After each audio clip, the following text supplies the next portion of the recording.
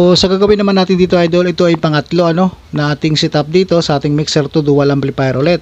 So gagamit naman tayo dito ng ibang setup. Sa una nating video, una at saka pangalawang setup, so magkakaiba So dito nga yung pangatlo na to, magkakaiba pa rin. Main output pa rin ang gamit natin dito, pero yung connector na gagamitin natin dito ay iba rin So mayroon tayong dinagdag dito na dual RCA lang.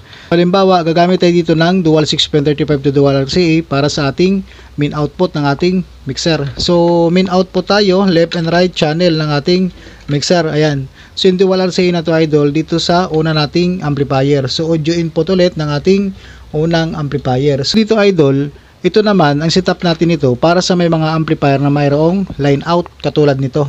Ito yung line out na to.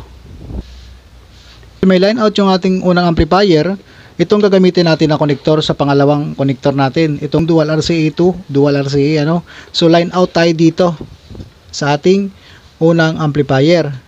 Ayan. Tapos yung pinakadulo nito na nanggagaling sa ating line out dito sa audio input ng pangalawa nating amplifier. So ayan siya idol, magkakaroon na tayo ng connection dito. So ito, ang nakakaiba dito ay kontrolado ng una nating amplifier, itong pangalawang amplifier. So pagpilian nyo na lang idol itong ating pangatlong setup sa ating mixer to dual amplifier.